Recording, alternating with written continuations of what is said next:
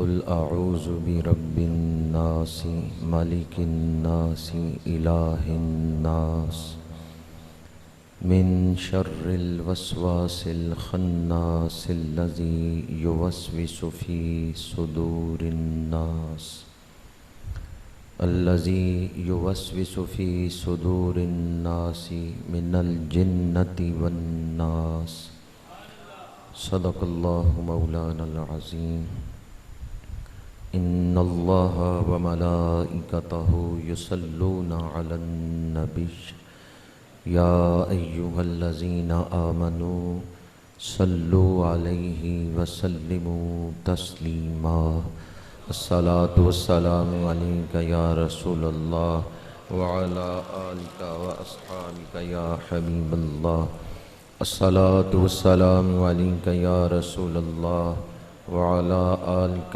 واصحابک یا حبیب اللہ۔ باقی اعمال کے بارے میں انسان فکر مند ہوتا ہے کہ میں نے یہ عمل تو کیا ہے لیکن پتہ نہیں رب کی بارگاہ میں قبول ہے یا نہیں ہے۔ باقی اعمال کے بارے میں تو یہ فکر ہوتی ہے کہ یہ عمل رد کر دیا جائے، ممکن ہے، لیکن درود شریف وہ عمل مبارک ہے کہ درود جب بھی پڑھا جائے یہ رب کی بارگاہ میں قبول ہوتا ہے۔ درود شریف کے اس قدر فضائل ہیں کہ انسان ساری زندگی بیان کرتا رہے، زندگی ختم ہو جائے گی، حضور پر درود پڑھنے کی فضیلت ختم نہیں ہوگی۔ اس لیے شوق کے ساتھ اور اس یقین کے ساتھ پڑھیں کہ دور و نزدیک سے سننے والے وہ کان لالے کرامت پہ لاکھوں سے الصلاۃ والسلام علیک یا رسول اللہ وعلی آلک واصحابک یا حبیب اللہ الصلاۃ والسلام علیک یا رسول اللہ وعلی آلک واصحابک یا برادران اسلام، اللہ کریم کا شکر ہے جس نے ہمیں جمعۃ المبارک کا یہ بابرکت دن نصیب فرمایا ہے۔ آج 12 ذی الحج ہے، ایام نہر کا تیسرا دن ہے۔ 3 دن ہیں قربانی کرنے کے، 10، 11 اور 12۔ ان 3 دنوں میں ہی قربانی کی جا سکتی ہے، تو آج تیسرا دن ہے۔ مغرب سے پہلے تیسرے دن مغرب سے پہلے قربانیاں کی جا سکتی ہیں۔ تو آج جمعۃ المبارک بھی ہے، ایام نہر میں سے تیسرا دن بھی ہے۔ یہ بڑی ہی برکتوں والا دن ہے۔ دعا ہے کہ خالق کائنات ان دنوں کی برکات ہم سب کو نصیب فرمائے۔ اور یہ دن ایام تشریق میں سے ہے۔ ایام تشریق کسے کہتے ہیں؟ کون سے دن ہیں؟ جن دنوں میں فرض نمازوں کے بعد تکبیرات پڑھی جاتی ہیں۔ جو ہی نمازی فرض نماز سے با جماعت نماز پڑھی ہے، سلام پھیرا ہے، تو ایک دفعہ کم از کم یہ تکبیرات پڑھنا واجب ہے۔ اللہ اکبر، اللہ اکبر، لا الہ الا اللہ واللہ اکبر، اللہ اکبر وللہ الحمد۔ اللہ سب سے بڑا ہے، تو اللہ کا ذکر بھی ہر ایک ذکر سے بڑا ہے۔ جیسی کسی کی ذات ہے ویسا ہی اس کے ذکر کا مقام ہے۔ اللہ سب سے بڑا ہے، اللہ اکبر، تو قرآن میں ہے والا ذکر اللہ اکبر۔ اللہ کا ذکر بھی ہر ذکر سے بلند شان والا ہے۔ اللہ کے ذکر سے دلوں کو سکون ملتا ہے، اللہ کے ذکر سے دل روشن ہوتے ہیں، اور اللہ کا ذکر ہی مقصد ہے نماز کا۔ نماز کے مقاصد میں سے ایک بڑا مقصد یہی ہے، اقیم الصلاۃ لذکری، فرمایا نماز قائم کرو میرے ذکر کے لیے، میری یاد کے لیے۔ میں نے خطبہ کے دوران قرآن پاک آخری سورہ مبارکہ سورہ والناس تلاوت کرنے کا شرف حاصل کیا ہے۔ حضرت ابراہیم علیہ السلام جب حضرت اسماعیل کو لے کر وادی منا کی طرف جا رہے تھے تو راستے میں شیطان نے کوشش کی معاذ اللہ کہ وہ کسی طرح روکے حضرت ابراہیم علیہ السلام کو۔ حضرت ابراہیم علیہ السلام، حضرت اسماعیل علیہ السلام اللہ کے نبی ہیں، معصوم ہیں۔ اس نے حضرت بی بی ہاجرہ کو بھی ماں کی مامتا کے جذبات ابھار کے چاہا کہ وہ حضرت ابراہیم کو روکیں، لیکن تینوں ہستیاں اللہ کی خاص حفاظت میں تھیں۔ شیطان یہ چاہتا ہے کہ انسان اللہ کے حکم پر عمل کر کے اللہ کا مقرب نہ بن جائے، اللہ کا مقبول بندہ نہ بن جائے، اس لیے وہ کوشش کرتا ہے انسان کو اللہ کے حکم سے روکنے کی۔ شیطان کو حضرت اسماعیل کے ساتھ محبت تھی کہ ان کو ذبح نہ کیا جائے، اس لیے روک رہا تھا، اس لیے روک رہا تھا کہ اسے حضرت اسماعیل سے محبت تھی؟ نہیں، وہ تو اس لیے روک رہا تھا کہ اگر حضرت اسماعیل کی گردن پر جناب ابراہیم نے چھری رکھ دی تو آپ کو اللہ کے قرب کا بلند مقام مل جائے گا، آپ کے درجے بلند ہو جائیں گے۔ اور شیطان جو ہے وہ انسان کا دشمن ہے، وہ نہیں چاہتا کہ انسان کو اللہ کا مقام قرب ملے۔ اسے حضرت اسماعیل کے ساتھ محبت نہیں تھی، وہ تو صرف یہ چاہتا تھا اللہ کے حکم پر عمل نہ ہو۔ تو جس طرح شیطان اللہ کے حکم پر عمل سے روکنا چاہتا تھا، آج اس کی ذریت بھی، یعنی وہ لوگ جن کے خون میں شیطان گردش کر رہا ہے، وہ بھی ہمیں قربانیوں سے روکنا چاہتے ہیں، اور وہ بھی مختلف وسوسے پیدا کرتے ہیں۔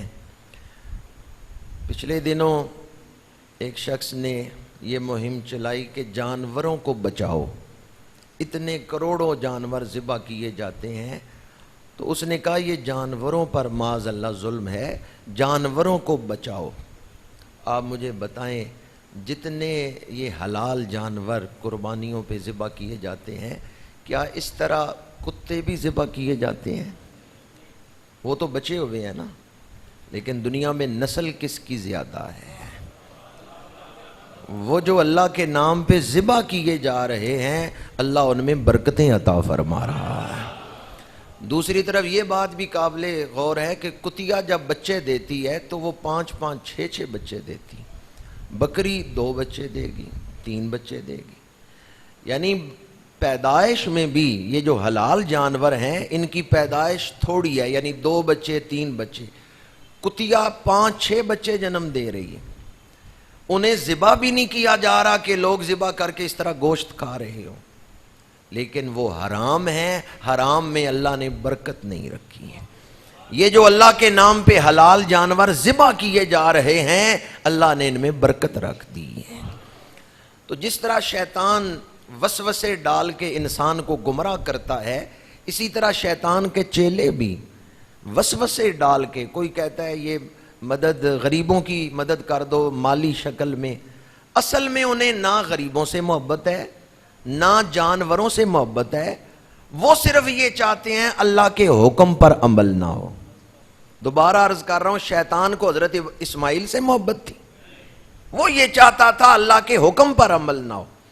تو آج جو لوگ قربانی سے روکنا چاہتے ہیں، انہیں بھی نہ غریبوں کے ساتھ محبت ہے نہ ہی انہیں جانوروں کے ساتھ محبت ہے، وہ تو صرف یہ چاہتے ہیں کہ مومن اللہ کے حکم پر عمل نہ کرے۔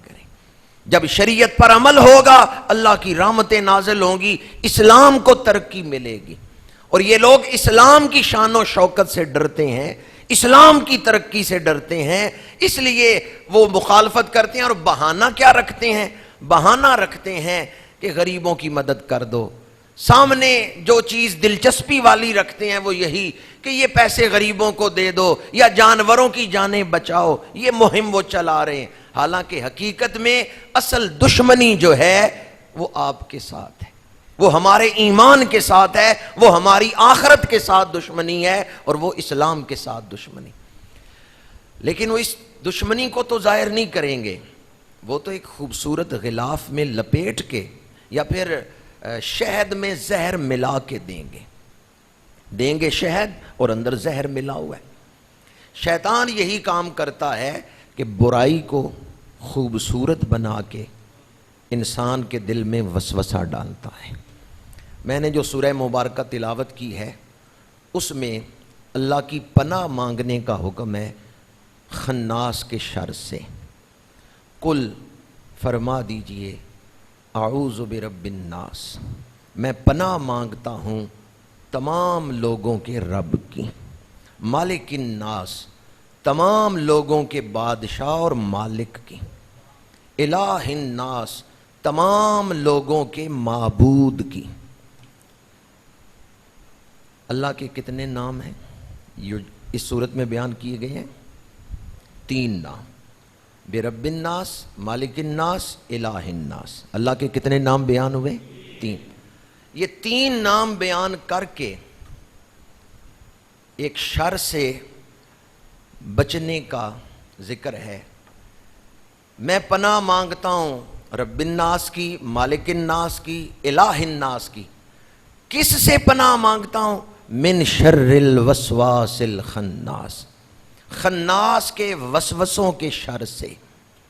الذی یوسوس فی صدور الناس، وہ جو لوگوں کے دلوں میں وسوسے پیدا کرتا ہے، تردد پیدا کرتا ہے، تذبذب پیدا کرتا ہے، شکوک و شبہات پیدا کرتا ہے۔ یہ سارے معانی موجود ہیں لفظ وسوسہ کے اندر۔ وہ جو تذبذب میں ڈال دیتا ہے، وہ جو پیروں کو ڈگمگاتا ہے، لغزش پیدا کر دیتا ہے، وہ جو شک پیدا کرتا ہے، وہ جو دھوکہ دیتا ہے۔ الذی یوسوس فی صدور الناس، لوگوں کے سینوں میں ایسا وسوسہ ڈالتا ہے کہ لوگ دھوکے میں مبتلا ہو جاتے ہیں۔ من الجنۃ والناس، جنوں میں بھی ہے اور انسانوں میں بھی ہے۔ دوبارہ عرض کر رہا ہوں، اس صورت میں ایک شر بیان ہوا ہے۔ شر کتنے بیان ہوئے ہیں؟ من شر الوسواس الخناس الذی یوسوس فی صدور الناس من الجنۃ والناس۔ شر کتنے بیان ہوئے؟ 1۔ اللہ کے نام کتنے بیان ہوئے؟ 3۔ اس سے پچھلی صورت سورہ فلق، یہ دونوں صورتیں اکٹھی نازل ہوئی ہیں۔ سورہ فلق اور سورہ والناس اکٹھی نازل ہوئی۔ پہلے حضرت جبریل امین علیہ السلام نے سورہ فلق تلاوت کی، یا رسول اللہ صورت مکمل ہو گئی ہے، اب میں دوسری صورت تلاوت کرنے لگا ہوں۔ پھر سورہ والناس تلاوت کی۔ صورتیں اکٹھی نازل ہوئی ہیں دونوں، سورت فلق اور سورہ والناس، اور جبریل امین نے درمیان میں وقفہ کیا ہے کہ یہاں سورہ فلق مکمل ہو گئی ہے، اب یہاں سے دوسری سورت شروع ہو رہی ہے۔ میرے آقا کریم نے فرمایا جبریل، کوئی ایسی چیز ہونی چاہیے جس سے ان دونوں صورتوں میں فرق ہو، یعنی میرے امتی جب پڑھیں تو ان کو پتہ چل جائے۔ حضور پر تو قرآن اتر رہا ہے، حضور تو جانتے ہیں۔ فرمایا میری امت کے لیے کوئی فرق کرنے والی چیز ہونی چاہیے جس سے انہیں پتہ چل جائے کہ یہاں ایک سورت ختم ہو گئی، دوسری سورت شروع ہو رہی ہے۔ جبریل عرض کرتے ہیں یا رسول اللہ صلی اللہ علیہ وسلم، مجھے اجازت دیں میں آپ کا یہ سوال رب کی بارگاہ میں پیش کرتا ہوں۔ جبریل واپس گئے۔ اللہ کریم نے فرمایا اب وقت آ گیا ہے کہ میں اپنے محبوب کو بسم اللہ کی فضیلتیں عطا کروں۔ جبریل میری طرف سے یہ آیت لے کے جاؤ، بسم اللہ الرحمن الرحیم۔ تو بسم اللہ سورہ فلق اور والناس جب نازل ہوئی تھیں اس موقع پر بسم اللہ نازل ہوئی، اور جبریل امین پہلے بھی آیتیں لے کے آتے تھے، لیکن جب بسم اللہ لے کے آئے تو جہاں تک نظر جاتی ہے ہر طرف فرشتے ہی فرشتے ہیں۔ اکیلے نہیں آیت کو لے کے آئے، ہزاروں فرشتوں کی بارات لے کے آئے۔ میرے آقا کریم نے فرمایا بسم اللہ کے الفاظ حضرت نوح پہ بھی نازل ہوئے ہیں، بسم اللہ کے الفاظ حضرت سلیمان علیہ السلام پہ بھی نازل ہوئے ہیں، پر بسم اللہ کی جو برکتیں اللہ نے مجھے عطا کی ہیں وہ پہلے نبیوں کو نہیں عطا کی۔ پہلے نبیوں کو بسم اللہ کے چند فضائل عطا کیے ہیں، پر بسم اللہ کی ساری فضیلتیں، ساری برکتیں عطا کی ہیں تو فرمایا اللہ نے مجھے عطا فرمائی ہے۔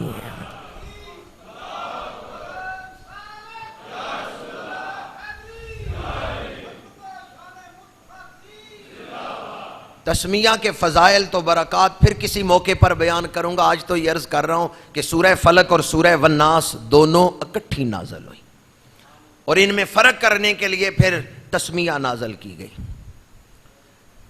سورہ والناس جو میں نے خطبہ میں پڑھی ہے، اس میں اللہ تعالیٰ کے کتنے نام بیان ہوئے ہیں، آگے شر کتنے بیان ہوئے ہیں، ایک۔ اب ذرا سورہ فلق پڑھیں، قل اعوذ برب الفلق، محبوب فرما دیجئے میں پناہ لیتا ہوں صبح عطا کرنے والے رب کی، جس کے حکم سے صبح آتی ہے میں اس رب کی پناہ لیتا ہوں، جو رات کے اندھیرے ختم کر کے صبح عطا کرتا ہے میں اس رب کی پناہ لیتا ہوں۔ سورہ فلق میں اللہ کا ایک نام آیا ہے، آگے ساری سورت پڑھ لیں، اللہ کا نام نہیں ہو رہا ہے، نام ایک آیا ہے۔ شر کتنے بیان ہوئے ہیں، قل اعوذ برب الفلق من شر ما خلق ومن شر غاسق اذا وقب ومن شر النفاثات فی العقد ومن شر حاسد اذا حسد، 4 شر بیان ہوئے، لیکن جو پہلا شر ہے وہ اجمال ہے، آگے جو 3 شر بیان ہوئے ہیں وہ تفصیل ہے۔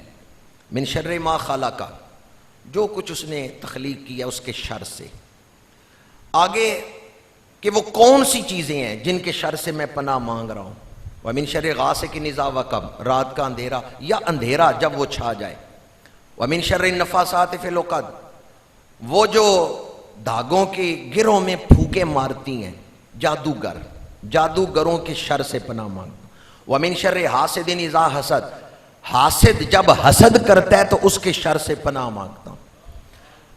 جو پہلا شر بیان ہوا ہے سورہ فلق میں وہ اجمالاً ہے من شر ما خلق، کہ جو کچھ اللہ نے تخلیق کیا اس کے شر سے، آگے تفصیل ہے کہ کن چیزوں کے شر سے، اندھیرے کے شر سے، جادوگر کے شر سے، حاسد کے شر سے، 3 شر سے پناہ مانگ رہا ہوں۔ اب ذرا غور کریں گے تو قرآن کا حسن آنکھوں پر کھلے گا۔ سورہ فلق میں اللہ کا نام ایک بیان ہوا ہے، اور شرور کی جو تشریح ہے اس میں 3 شر بیان ہوئے ہیں۔ ویسے 4 شر، لفظ سے شر 4 دفعہ ہے، لیکن پہلا جو ہے وہ اجمال ہے، آگے 3 اس کی تشریح۔ اللہ کا نام ایک دفعہ آیا، آگے تفصیل میں تشریح میں 3 شر بیان ہوئے۔ سورہ والناس میں نام 3 آئے ہیں، شر، ترتیب آپ کو سمجھ آ گئی؟ سورہ فلق میں نام ایک آیا اللہ کا، آگے شر 4 بیان ہوئے، تفصیلاً جائیں تو 3 شر ہیں، پہلا تو اجمالاً ہے، اور سورہ والناس میں نام 3 آئے، شر 1 ہوا۔ اب ان دونوں میں یہ جو فرق ہے کہ پہلے نام ایک آیا، آگے شر زیادہ بیان ہوئے، دوسری صورت میں نام 3 آئے، شر 1 بیان ہوا، فرق کیا ہے؟ سورہ فلق میں جو شر بیان ہوئے ہیں ان کا تعلق دنیا کے ساتھ ہے، سورہ والناس میں جو شر بیان ہوا ہے اس کا تعلق آخرت کے ساتھ ہے۔ حاسد کا حسد دنیا خراب کر رہا ہے، جادوگر آپ کی دنیا خراب کر رہے ہیں، آپ جادوگروں کی وجہ سے کوئی عمل جو ہے اس میں پریشانی پیدا ہو گئی، یہ وہ شر ہیں جو آپ کی دنیا خراب کر رہے ہیں۔ تو دنیا کی اصلاح کے لیے جتنی توجہ رب کی طرف دیتے ہیں اس سے زیادہ توجہ آخرت کے لیے دیں، اس لیے 3 نام اللہ کے دوسری صورت میں بیان ہوئے جس میں وسوسے کا ذکر ہے، کیونکہ وسوسہ ایمان کو برباد کر دیتا ہے، ایمان برباد ہوا آخرت برباد ہو گئی۔ تو جہاں دنیاوی شرور سے پناہ مانگی گئی وہاں اللہ کا ایک نام ذکر کیا، جہاں اخروی شر سے پناہ مانگی گئی جو آخرت برباد کرتا ہے وہاں کتنے نام آئے ہیں؟ تو اہمیت کس کو زیادہ دینی چاہیے، دنیا کو یا آخرت کو؟ آخرت کو۔ جتنی رجوع اللہ کی طرف آپ کرتے ہیں دنیا کے لیے اس سے زیادہ رجوع کرنا چاہیے آخرت کے لیے۔ دنیا کے لیے 1 دفعہ نام آیا برب الفلق، اور وسوسہ جو آخرت برباد کر دیتا ہے اس سے بچنے کے لیے اللہ کے 3 نام، یعنی اللہ کی طرف زیادہ رجوع کرو۔ ہم دنیا کے لیے تو اللہ کی طرف رجوع کرتے ہیں، آخرت کے لیے بھی رجوع کرتے ہیں، یا اتنی رجوع کرتے ہیں آخرت کے لیے جتنی دنیا کے لیے کرتے ہیں۔ دنیا کی تکلیف ہو فوراً رب کی طرف رجوع کرتے ہیں، یا اللہ بیمار ہوں صحت دے دے، یا اللہ یہ مشکل ہے دور کر دے، بے روزگار ہوں رزق دے دے۔ دنیا کی تکلیف کے لیے جتنی رجوع آپ رب کی طرف کرتے ہیں اس سے 3 گنا زیادہ رجوع آخرت کے لیے کرنی چاہیے۔ دوسرا نقطہ، یہ جو حاسد کا شر ہے، جادوگر کا شر ہے یا دھوکے باز کا شر ہے، کوئی آپ کو نقصان پہنچا رہا ہے، یہ ہے دوسرا آپ کو نقصان پہنچائے۔ اور سورہ والناس میں جو وسوسہ ہے نا، اس میں ہے من الجنۃ والناس، جس انسان کے دل میں وسوسہ آیا وہ آگے کسی اور کے دل میں بھی پیدا کر دے گا۔ تو سورہ والناس میں اس شر سے پناہ ہے جو آپ کی طرف سے دوسروں کو پہنچ سکتا ہے۔ دوسروں کے شر سے اپنے آپ کو بچانے کی فکر کرو کہ کوئی دوسرا تمہیں نقصان نہ پہنچائے، پر اس سے زیادہ فکر یہ کرو کہ میری طرف سے کسی دوسرے کو نقصان نہ پہنچے۔ سمجھیے میں جو بات کر رہا۔ آج کا انسان یہ تو چاہتا ہے کہ دوسروں سے مجھے نقصان نہ پہنچے، لیکن خود نقصان پہنچاتا ہے۔ جہاں دوسروں سے شر کا اندیشہ تھا، حاسد، جادوگر یا دھوکے باز، وہاں اللہ کا ایک نام بیان کیا کہ دوسروں کے نقصان سے بچنے کے لیے اللہ کی طرف رجوع کرو۔ لیکن جہاں اپنے شر سے دوسروں کو بچانے کا معاملہ آیا کہ جس کے دل میں وسوسہ ہے وہ دوسرے کے دل میں بھی ڈال دے گا، وسوسے پھیلا دے گا، تو وہاں 3 نام اللہ کے ذکر کیے، یعنی دوسروں کے شر سے بچنے کی نسبت اپنے شر سے لوگوں کو بچانے کی زیادہ فکر کرو اور زیادہ رجوع کرو رب کی طرف۔ یا اللہ مجھے لوگوں کے شر سے بچا، یہ ایک دفعہ دعا مانگی ہے تو 3 دفعہ یہ مانگو، یا اللہ میرے شر سے بھی لوگوں کو بچا۔ اب یہ تو کوئی نہیں سوچے گا کہ میں شریر ہوں یا میرے اندر شر ہو سکتا ہے، یہی تو عاجزی کا وہ مقام ہے کہ انسان کا نفس جو ہے نا، باج فقیراں کسے نہیں ماریا ظالم چور اندر دا۔ انسان یہ سمجھتا ہے کہ میں تو بالکل ٹھیک چل رہا ہوں، مجھے تو اصلاح کی ضرورت ہی نہیں ہے، جبکہ اس کے وجود سے دوسروں کو نقصان پہنچ رہا ہوتا ہے۔ میرے آقا کریم نے کیا فرمایا؟ خیر الناس من ینفع الناس، بہترین انسان وہ ہے جس سے دوسروں کو نفع پہنچتا۔ اللہ کی بارگاہ میں ایک دفعہ عرض کرو یا اللہ دوسروں کے شر سے مجھے بچا، تو 3 دفعہ یہ بھی کہو یا اللہ میرے شر سے لوگوں کو بچا۔ بعض اوقات ایسا ہوتا ہے جان بوجھ کے انسان نہیں نقصان پہنچا رہا، لیکن اس کی وجہ سے نقصان نادانستہ طور پہ پہنچ رہا ہے، تو اگر کوئی ایسا معاملہ ہے تو یا اللہ اس سے بھی مجھے بچا۔ یہ 2 نقطے میں نے آپ کے سامنے بیان کیے کہ سورہ فلق میں شر زیادہ بیان ہوئے، اللہ کا نام 1 دفعہ آیا۔ سورہ والناس میں شر 1 بیان ہوا اور اللہ کے نام کتنی دفعہ آئے؟ 3 نام آئے ہیں۔ دوسرا نقطہ، من شر الوسواس الخناس، یہ جو خناس کا شر ہے یہ حاسد کے شر سے، جادوگر کے شر سے، دھوکے باز کے شر سے بڑا شر ہے۔ جادوگر، حاسد، دھوکے باز یہ سارے مل کے نقصان پہنچائیں، وہ نقصان نہیں کر سکتے جو نقصان خناس کرتا ہے۔ اس لیے سورہ والناس کے اندر اللہ کے 3 نام بیان کر کے آگے کا خناس کے شر سے بچا۔ خناس کسے کہتے ہیں؟ چھپ کے حملہ کرنے والا یا حملہ کر کے چھپ جانے والا۔ شیطان ایک وسوسہ دل میں ڈالتا ہے، بندہ بڑا پکا مومن ہے، وسوسہ ڈالا شیطان نے، بندہ کہتا ہے لا حول ولا قوت الا باللہ العلی العظیم، مجھے یہ خیال آیا ہے، شیطان خیال ڈال کے چلا جاتا ہے، پھر 2 مہینے وہ وسوسہ نہیں ڈالتا، تیسرے مہینے پھر ڈال دے گا۔ بندہ کہے گا 2 مہینے پہلے بھی یہ خیال آیا تھا، 2 مہینے گزر گئے خیریت سے، پھر یہ وسوسہ نہیں آیا، اب بھی جھٹک دیتا ہوں میں بچ ہی جاؤں گا۔ شیطان ایک دفعہ وسوسہ ڈال کے چھپ جاتا ہے، کچھ عرصے بعد پھر وسوسہ ڈالتا۔ ایک اور مثال دے رہا ہوں، بندہ پکا نمازی ہے، تہجد گزار ہے، شیطان نے کہا آج رہنے دو، تھکے ہوئے ہو، اگلی نماز کے ساتھ پڑھ لینا، ایک چھوڑ دو گے تو کوئی حرج نہیں۔ بندے نے فوراً توبہ کی، اٹھا، وضو کیا، نماز پڑھی، یا اللہ معاف کر دے شیطان نے وسوسہ ڈالا تھا۔ شیطان کچھ عرصے بعد پھر وسوسہ ڈالتا ہے، کچھ عرصے بعد پھر وسوسہ ڈالتا ہے۔ شیطان جلدی نہیں کرتا بندے کو گمراہ کرنے کی، وہ لانگ ٹرم پروگرام بناتا ہے۔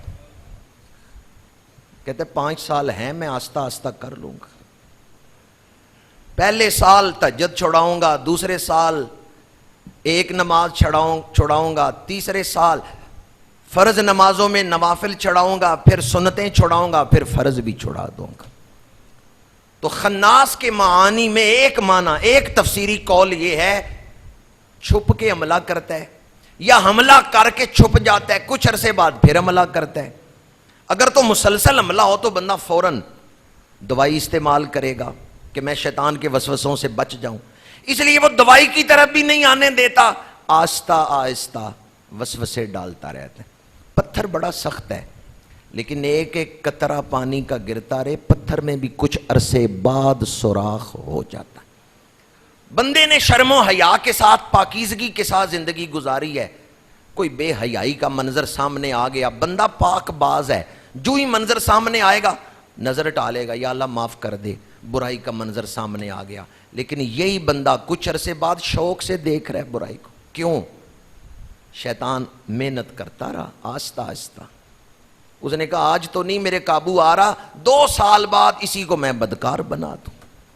تو خناس چھپ کے آہستہ آہستہ محنت کر کے تہجد گزار کو بے نمازی بنا دیتا ہے۔ سامنے سے دشمن حملہ کرے تو پھر تو انسان بچ سکتا ہے، اور اگر چھپ کے حملہ کرے پھر بچنا مشکل ہے۔ چلے ہم تو نہیں دیکھ رہے کہ شیطان کہاں سے حملہ کر رہے ہیں، ہم سے وہ چھپا ہوا ہے، لیکن کیا اللہ سے بھی چھپ سکتا ہے؟ اس لیے فرمایا اس کی پناہ لو جس سے وہ چھپ نہیں سکتا۔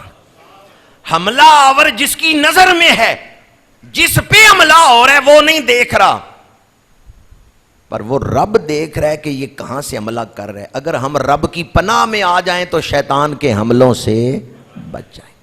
اس لیے رب کی پناہ لینے کا حکم دیا، اور یہ سورہ مبارکہ عطا فرمائی کہ وہ جو چھپ کے حملے کرتا ہے، رب کی پناہ میں آ جاؤ، رب تو اسے دیکھ رہا ہے، وہ تمہیں بچا لے گا۔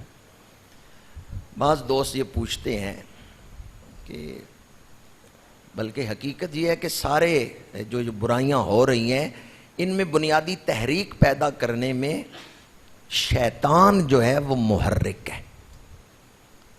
شیطان حدیث پاک میں ہے روزانہ سمندر پہ تخت بچھاتا ہے اور اپنے چیلوں کو اکٹھا کرتا ہے اور لوگوں سے پوچھتا ہے اپنے چیلوں سے کہ آج یا کس کس پروگرام پہ جا رہے ہو، تو سارے رپورٹ دیتے ہیں میاں بیوی کی لڑائی، کسی کو چور بنایا ہے، کسی کو سود خور بنایا ہے۔ شیطان ان کی تعریفیں کرتا ہے، رپورٹ روز لیتا ہے، آج تم نے کیا کیا، آج تم نے کتنے اولاد آدم کو دوزخی بنایا ہے۔ تو بعض دوست سوال کرتے ہیں کہ جب شیطان انسان کا اتنا بڑا دشمن ہے تو اللہ نے اس کو بنایا ہی کیوں ہے؟ اللہ اس کو بناتا ہی نہ۔ تو ایک بات تو یہ دل پہ آج نقش کر لیں کہ مومن کبھی اللہ کے فیصلوں پہ اعتراض نہیں کر سکتا۔ اعتراض کا ذرہ، اعتراض میں الف کے نقطے کا آخری سرا بھی مومن کے دل میں کبھی نہیں آیا۔ اللہ نے زندگی کو آزمائش بنایا ہے، اللہ نے جو کیا ہے درستی کیا ہے۔ کل کوئی یہ بھی کہہ سکتا ہے بھی خنزیر کا گوشت حرام ہے تو اللہ نے خنزیر کو بنایا ہی کیوں ہے؟ سانپ ڈنگ مارتا ہے بندہ مر جاتا ہے، اللہ نے سانپ کو بنایا ہی کیوں ہے؟ تو یہ سوال بھی تو ہو سکتا ہے۔ تو یاد رکھیں اللہ تعالیٰ نے اس دنیاوی زندگی کو آزمائش بنایا ہے، امتحان بنایا ہے، امتحان کے جو تقاضے ہیں ان کے مطابق اللہ نے چیزوں کو ترتیب دیا ہے، چیزوں کو وجود عطا فرمایا۔ اس لیے کبھی یہ سوال اگر کسی لبرل کی طرف سے، کسی بے دین کی طرف سے یہ سوال آئے بھی کہ اللہ نے شیطان کو پیدا ہی کیوں کیا ہے، تو سمجھیں یہ شیطان کا بہت بڑا حملہ ہے جو میرے دل پہ ہو رہا ہے۔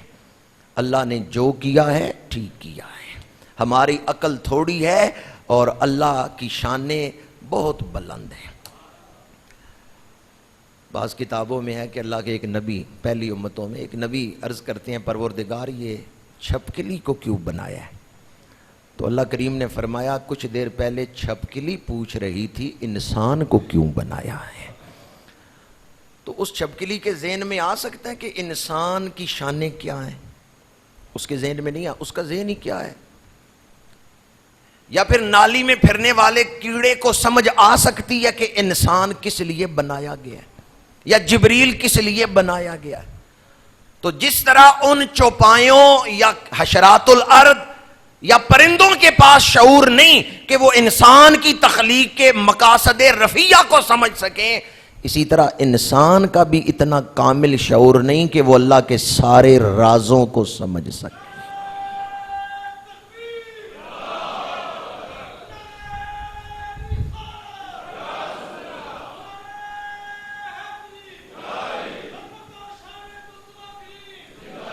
تو ایک بات تو یہ ذہن میں رکھیں کہ اللہ نے جو بنایا ہے ٹھیک بنایا ہے۔ دوسری بات، اور اس کے لیے بڑی توجہ کی ضرورت ہے، صرف نہیں بڑی توجہ کی ضرورت ہے، صرف توجہ نہیں کہہ رہا، بڑی توجہ کی ضرورت ہے۔ اللہ نے جب شیطان کو بنایا تھا تو اس کو تخلیق ہی شیطان نہیں کیا، اس کو بنایا تو جن تھا۔ شیطان بننا اس نے خود اپنے لیے پسند کیا ہے۔ یہ ایک تفسیری قول ہے جو میں آپ کے سامنے بیان کر رہا ہوں۔ جب اس کو بنایا ہے تو جن بنائے۔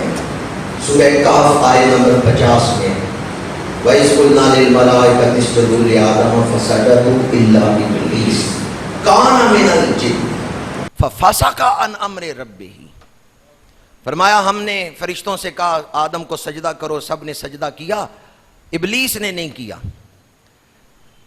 بعض لوگ اس پر بھی سوال کرتے ہیں حکم فرشتوں کو تھا، ابلیس تو فرشتہ نہیں تھا، تو پھر اللہ اس پہ ناراض کیوں ہے؟ تو عربی زبان میں ایک قاعدہ ہے جس کا نام ہے کلیہ تغلیب۔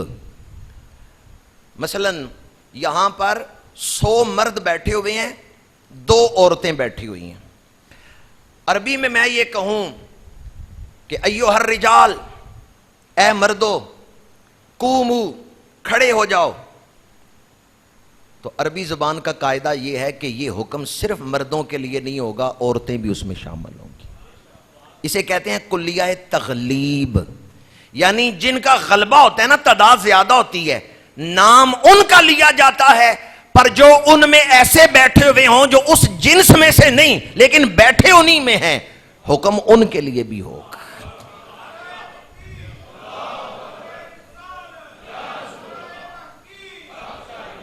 عربی میں سے کیا کہتے ہیں؟ کلیہ تغلیب، تغلیب کا قاعدہ۔ ایک اور اس کی مثال دے رہا ہوں، انما یرید اللہ لیذھب عنکم الرجس اہل البیت ویطہرکم تطہیرا۔ اللہ نے فرمایا اے اہل بیت، بے شک اللہ ارادہ فرماتا ہے تمہیں ہر گندگی سے دور رکھنے کا۔ کس کو دور رکھنے کا؟ جی اہل بیت کو۔ اب یہاں ضمیر آئی ہے مذکر کی، انما یرید اللہ لیذھب عنکم، کم ضمیر مذکر کی ہے، مؤنث کے لیے نہیں آتی۔ تو کیا اہل بیت کے صرف مردوں کے لیے ارادہ ہے یا عورتیں بھی شامل ہیں؟ حضور کی ازواج بھی شامل ہیں یا نہیں؟ حضور کی بنات بھی شامل ہیں یا نہیں؟ شامل ہیں وہ اس میں۔ حالانکہ کم ضمیر جو ہے نا، ان کم، یہ کم ضمیر مذکر کے لیے آتی ہے۔ ایک اور آسان مثال دے رہا ہوں، یا ایھا الذین آمنوا استعینوا بالصبر والصلاۃ، اے ایمان والو صبر اور نماز سے مدد مانگو۔ کس کو حکم دیا ہے صبر اور نماز سے مدد مانگو؟ ایمان والوں کو یا ایمان والیوں کو؟ تو والیاں بھی شامل ہیں یا نہیں؟ سمجھ آ گئی یہ بات؟ ورنہ تو آپ کہیں گے قرآن میں وہ آیت سنائیں جس میں عورتوں کو حکم آیا ہے زکوٰۃ دو، عورتوں کو حکم آیا ہے نماز پڑھو، عورتوں کو حکم آیا ہے فلاں نیک کام کرو۔ سیغہ مردوں والا بولا جا رہا ہے، عورتیں بھی شامل ہیں۔ اقیموا الصلاۃ وآتوا الزکاۃ، یہ سیغہ مذکر کا ہے، پر نماز پڑھنے کا حکم صرف مردوں کو ہے یا عورتوں کو بھی ہے؟ تو عربی زبان کو پہلے سمجھ لیں کہ اس میں کس انداز سے کلام کیا جاتا ہے۔ کلیہ تغلیب کی روشنی میں نام فرشتوں کا آیا ہے، شیطان اکیلا ہی جن تھا جو ان فرشتوں میں بیٹھا ہوا تھا، تعداد فرشتوں کی زیادہ تھی، نام فرشتوں کا لیا ہے، پر اس مجلس میں جتنے بیٹھے تھے حکم ساروں کے لیے تھا۔ یہ کلیہ تغلیب کے تحت ہے۔ وَإِذْ قُلْنَا لِلْمَلَائِكَةِ اسْجُدُوا لِآدَمَ فَسَجَدُوا إِلَّا إِبْلِيسَ۔ جب ہم نے فرشتوں سے کہا آدم کو سجدہ کرو، سب نے کیا، ایک نے نہیں کیا، ابلیس نے نہیں کیا. فرمایا اس نے کیوں نہیں کیا؟ کان من الجن، یہ فرشتوں میں سے ہوتا تو سجدہ کر لیتا. جنات کو اور انسان کو، جنوں اور انسانوں، ان دونوں میں اللہ کے حکم عدولی کی جو استعداد ہے وہ رکھی گئی ہے کہ انسان اللہ کا حکم پورا بھی کر سکتا ہے، توڑ بھی سکتا ہے. جنات اللہ کا حکم پورا بھی کر سکتے ہیں اور توڑ بھی سکتے ہیں. چونکہ یہ جنات میں سے تھا تو اس نے اللہ کا حکم توڑا. فاسا کا، یہ جو فا آیا ہے نا، دو فے کٹھی آئی ہیں، فاسا کا، تو جو پہلی فا ہے وہ بتا رہی ہے کہ چونکہ یہ جنات میں سے تھا اس لیے اس نے اللہ کا حکم توڑا ہے. اللہ نے شیطان کو پیدا کیا تھا تو شیطان نہیں پیدا کیا، پیدا کیا ہے جنات میں سے. اس کا نام تھا ابلیس. اس جن کا نام کیا تھا جو شیطان بنا ہے؟ وہ جن جو بعد میں شیطان بنا ہے اس کا نام کیا تھا؟ شیطان اس کا نام نہیں تھا. شیطان کے لفظ کا ایک معنی ہے شریر، ایک معنی ہے جسے دور کر دیا گیا. تو ابلیس شیطان کیسے بنا؟ اپنی غلط سوچ اور غلط عمل کی وجہ سے. اے کاش کوئی میرا بھائی دل کے کانوں سے سنے میں کیا کہہ رہا ہوں. ابلیس شیطان کیسے بنا؟ اپنی غلط سوچ اور غلط عمل کی وجہ سے. سورہ والناس میں ہے من الجنۃ والناس. یہ صرف جنوں کے لیے ہی نہیں کہ وہ غلط سوچیں، غلط عمل کریں تو وہ شیطان بن رہے ہیں، یہ انسانوں میں بھی ہے. جس انسان کی سوچ غلط ہوگی، عمل غلط ہوگا، وہ بھی شیطان کے گروہ میں ہی داخل ہو جائے گا. اس لیے اپنی سوچ بھی درست رکھنا، اپنا عمل بھی درست رکھنا.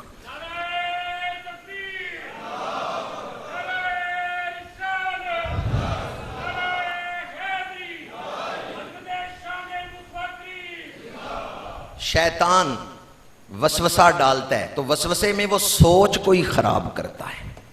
اور سوچ عام طور پر 3 پہلو ہیں جن سے کمزور ہوتی ہے. بعض اوقات انسان اپنے آپ کو رب سمجھ لیتا ہے، اپنے آپ کو رب سمجھتا ہے کہ میں نے چوری نہ کی، یا میں نے سود نہ لیا، یا میں نے دھوکے سے مال نہ کمایا تو میں تو اولاد پال ہی نہیں سکتا. اچھا، بندہ قبر میں جائے گا تو پہلا سوال کیا ہوگا؟ من ربوں کا، رب کسے مانتے تھے؟ اسے الہ ماننا آسان ہے، رب ماننا مشکل ہے. سجدہ کرنا آسان ہے کہ میں تجھے معبود مانتا ہوں، تو سجدے کے لائق ہے، یہ آسان ہے. مشکل تو یہ ہے کہ اس کو رب مانا جائے. بعض اوقات شیطان یہاں سے وسوسہ ڈالتا ہے، چوری نہ کی، دھوکہ نہ دیا، سود نہ لیا، بھوک سے مر جاؤ گے، اولاد کو کیسے پالو گے؟ وہاں انسان پھر وسوسے میں مبتلا ہو کے دین پر عمل چھوڑ دیتا ہے. دوسرا پہلو، بعض اوقات انسان کو مالک بنانے کا وسوسہ ڈالتا ہے. تیرے پاس زمین ہی کوئی نہیں اور تیرا بھائی جو ہے اس کے پاس تو 2 مربع زمین ہے، تیری جائیداد کیا ہے، تیری ملکیت کیا ہے؟ پھر انسان مالک بننے کے لیے میں اس کا بھی مالک بن جاؤں، اس کا بھی مالک بن جاؤں. مالک بننے کے لیے شیطان وسوسے ڈالتا ہے اور انسان کو بڑا اچھا لگتا ہے کہ میں مالک ہوں اس چیز کا. 2 پہلو ہو گئے جن سے وہ 2 کمزوریاں ہو گئیں جن سے وہ وسوسے ڈالتا ہے. تیسری کمزوری محبت کا پہلو. اچھی بیوی مل گئی، بس میری زندگی کا یہی مقصد ہے، میری اولاد کامیاب ہو جائے، بس میری زندگی کا یہی مقصد ہے. یعنی دنیا کو مقصود بنا لیا. الہ کا ایک معنی ہے مقصود، محبوب، جس کو انسان نے اپنی زندگی کا واحد مقصد بنا لیا. آپ یقیناً غور سے سن رہے ہیں، سورہ والناس میں اللہ نے اپنے کتنے نام بیان کیے ہیں. اب شیطان کے وسوسوں سے بچنے کے لیے یہ 3 نام، جہاں سے شیطان وسوسے ڈالتا ہے نا، اگر انسان سورہ والناس پڑھ لے گا وسوسوں سے بچ جائے گا. پہلا وسوسہ، حضرت ابراہیم جناب اسماعیل کو لے کے جا رہے ہیں، اللہ آپ سب کو منام میں حاضری نصیب فرمائے. 3 جمرات ہیں جہاں کنکریاں مارتے ہیں. کتنے جمرات ہیں؟ 3. شیطان نے وہ 3 مقامات پہ آ کے الگ الگ محبتیں بیدار کرنے کی کوشش کی. سب سے پہلے کہنے لگا ابراہیم بوڑھے ہو جاؤ گے کون سنبھالے گا؟ اولاد ہی تو سنبھالتی ہے, تو تم اپنا سہارا اپنے ہاتھوں سے ہی ختم کر رہے ہو. آپ نے کہا رب الناس, وہ رب ہے نہ پالنے والا, اولاد پالے گی مجھے. پھر اس نے کہا کہ اولاد جو ہے تمہاری اولاد ہے نا, تمہارا بیٹا ہے, وہ اپنائیت کا احساس پیدا کیا. آپ نے فرمایا ٹھیک ہے بیٹا میرا ہے پر میں اس کا مالک نہیں ہوں, مالک اللہ ہی ہے. تو حکم تو اس کا چلے گا نا جو مالک ہے. اولاد میری ہے, مالک اللہ ہی ہے. دوسرا وسوسہ بھی ختم ہو گیا. تیسرا وسوسہ اس نے ڈالا محبت کا پہلو. یہاں سے بہت کم لوگ بچتے ہیں, محبت کا پہلو. جب محبت ہو جاتی ہے تو دل کو ہٹانا بڑا مشکل ہوتا ہے. شیطان نے کہا اتنا سونا بیٹا, اتنا فرما بردار, ایسے گیسور, ایسا چہرہ, اتنے خوبصورت بیٹے کو ذبح کرو گے؟ کہا ٹھیک ہے محبت ہے مجھے بیٹے سے, پر اصل محبت اس سے ہے جس نے بیٹا عطا کیا ہے.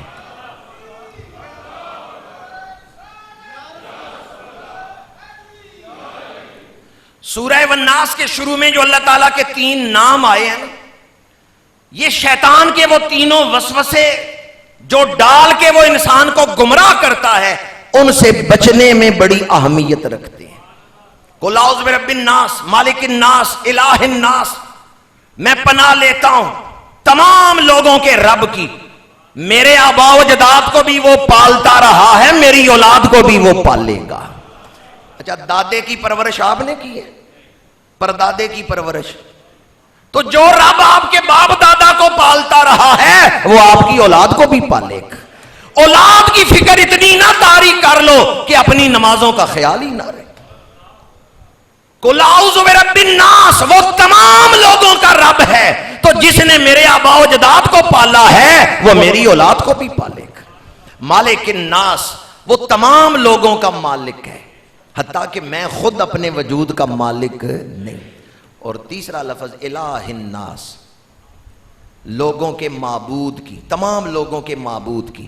یاد رکھیں الہ کا ایک معنی ہے معبود, ایک معنی ہے محبوب, ایک معنی ہے مقصود. الہی انتا معبودنا و محبوبنا و مقصودنا. تاجدار گولڑا پیر میر علی شاہ صاحب رحمۃ اللہ تعالی علیہ لکھتے ہیں جتنا کسی کا بلند مقام ہوگا وہ ویسا ہی معنی مراد لے سکتا ہے. لا الہ الا اللہ, اللہ کے سوا کوئی عبادت کے لائق نہیں, اس کے ہم سارے مکلف ہیں کہ یہ معنی ہم لیں, تب ہم مسلمان بنیں گے, تب ہم مومن ہوں گے. اللہ کے سوا کوئی عبادت کے لائق.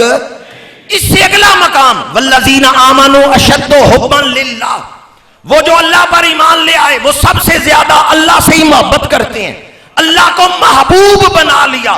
اس سے اگلا مقام جب محبت انتہا کو پہنچ گئی تو مومن کے دل میں کیفیت کیا ہے؟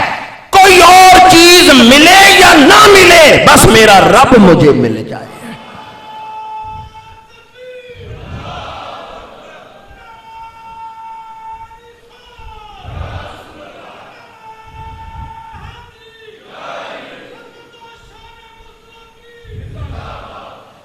توحید تو یہ ہے کہ خدا حشر میں کہہ دے یہ بندہ دو عالم سے خفا میرے لیے ہے.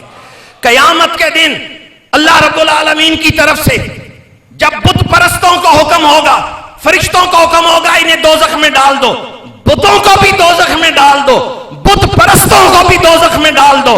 بت پرست کہیں گے یا اللہ بتوں کو دوزخ میں ڈال, ہمیں بچا لے. اللہ فرمائے گا تم ان کی عبادت کرتے تھے, انہیں اپنا خدا سمجھتے تھے, جب یہ دوزخ میں جا رہے ہیں تم کیوں نہیں جا رہے؟ آؤ دیکھو محبت کسے کہتے ہیں. پھر عرش سے صدا آئے گی کہاں ہیں میرے بندے جو میری عبادت کرتے تھے؟ اہل اللہ کھڑے ہو جائیں گے. اللہ فرمائے گا میں حکم دیتا ہوں دوزخ میں چلے جاؤ. حدیث پاک میں آتا ہے ایک لمحہ وہ بندے نہیں رکیں گے, دوڑیں گے دوزخ کی طرف. فرشتے عرض کریں گے پروردگار یہ تو نمازیں پڑھتے رہے, یہ تو روزے رکھتے رہے, یہ تو حج کرتے رہے, قربانیاں دیتے رہے، آج انہیں دوزخ میں جانے کا حکم کیوں دے دیا؟ فرمایا یہی تو میں نے ظاہر کرنا تھا، دوزخ کی ہمت نہیں ان کو جلا سکے، پر ان کی محبت کو ظاہر کرنا تھا۔ انہوں نے نمازیں میرے لیے پڑھی ہیں، انہوں نے روزے میرے لیے رکھے ہیں، ان کی عبادت کا ایک ہی مقصد تھا، ہمارا رب ہمیں مل جائے۔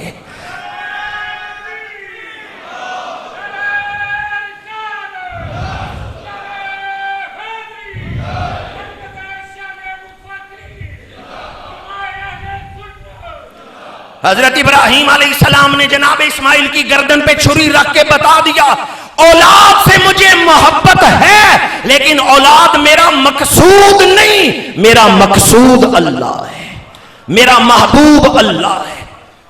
حسنین کریمین نے مولا علی شیر خدا سے سوال کیا، ہم سے محبت کرتے ہیں؟ آپ نے فرمایا کرتے ہیں۔ کہا ایک دل اور دو محبتیں؟ ہم سے بھی محبت کرتے ہیں اور اللہ سے بھی محبت کرتے ہیں۔ حضور حیدر کرار نے فرمایا اصل محبت تو اللہ سے ہی کرتا ہوں، پر اللہ کا حکم ہے کہ اولاد سے محبت کرو، اللہ کو راضی کرنے کے لیے اولاد سے بھی محبت کرتا ہوں۔ مسئلہ سمجھ آ گیا آپ کا؟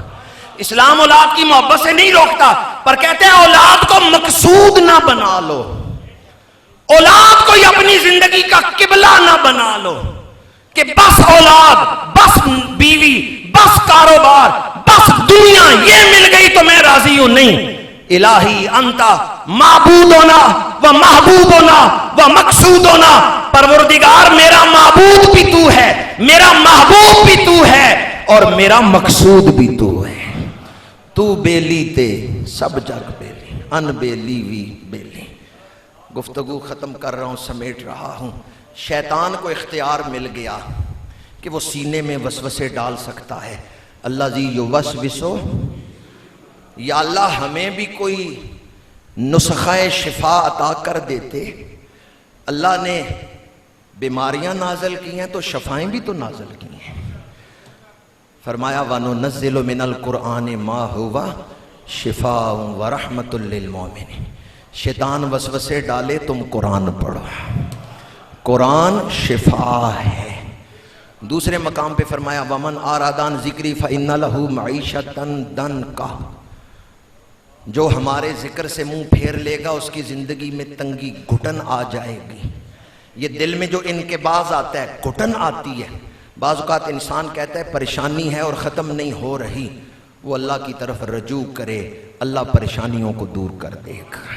توبہ کرے، یا اللہ جس گناہ کی طرف میرا دھیان نہیں مجھے معاف کر دے، تو اللہ تعالیٰ اس وقت انسان کو گھٹن سے نکال لیتا ہے۔ میں اپنی گفتگو کو سمیٹ رہا ہوں اور ختم آخری بات کر رہا ہوں۔ شروع میں نے بات کی تھی، کچھ لوگ لبرل ہمیں کہتے ہیں جانوروں کو بچاؤ، جانور نہ ذبح کرو۔ کچھ لوگ ہمیں کہتے ہیں کہ جی اتنا مال خرچ کر رہے ہو یہ غریبوں کو دے دو۔ تو میں نے آپ کو یہ بات بیان کی، شیطان کو حضرت اسماعیل سے محبت تھی جو وہ کہہ رہا تھا اے ابراہیم انہیں ذبح نہ کرو، بلکہ وہ تو یہ چاہتا تھا اللہ کے حکم پہ عمل نہ ہو۔ شیطان روک سکے حضرت ابراہیم کو؟ روک سکے؟ چھری کہاں رکھنی تھی؟ حضرت ابراہیم نے چھری کہاں رکھنی ہے؟ بیٹے کی گردن پہ۔ وہ جنہوں نے بیٹے کی گردن پہ چھری رکھنی تھی انہیں نہیں روک سکا، ہم نے تو رکھنی ہی جانور کی گردن پہ ہے۔ وہ جناب ابراہیم کو نہیں روک سکا تو جناب ابراہیم کے غلاموں کو کیسے روک سکتا ہے؟ شیطان وہاں بھی ناکام ہوا تھا، شیطان یہاں بھی ناکام ہوگا۔ شیطان وہاں بھی ناکام ہوا تھا، آج کا شیطان بھی ناکام ہوگا۔ وہ حضرت ابراہیم کو نہیں روک سکا کہ بیٹے کی گردن پہ چھری رکھیں، تو ہمیں کیسے روک سکتا ہے؟ ابراہیمی وہی ہوگا۔ ہم ہر نماز میں درود پڑھتے ہیں، درود ابراہیمی۔ تو شیطان کا کام روکنا ہے، وہ روکتا رہے گا۔ مومن کا کام کیا ہے؟ نیک عمل کرنا، مومن کرتے رہیں گے۔ بچھو کو نکالا دریا سے تو جس نے نکالا نا بچھو نے اسی کے ہاتھ پہ ڈنگ مارا، بزرگوں نے چھوڑ دیا، وہ دوبارہ پانی کی طرف گیا، انہوں نے دوبارہ اٹھایا۔ دیکھنے والے نے کہا بچھو ڈنگ مار رہے ہیں، آپ پھر اس کو بچا رہے ہیں۔ انہوں نے کہا وہ برائی نہیں چھوڑا تو میں نیکی کیوں چھوڑ دوں؟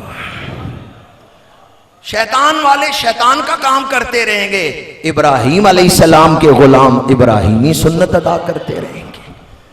جو لوگوں کو قربانی سے روکے وہ شیطان کی ذریت میں شامل ہو گیا، اور جو لوگوں کو دعوت دے وہ حضرت ابراہیم کی سنت پہ عمل کر رہا ہے۔ اللہ تعالیٰ عمل کرنے کی توفیق عطا فرمائے۔ وآخر دعوانا ان الحمدللہ۔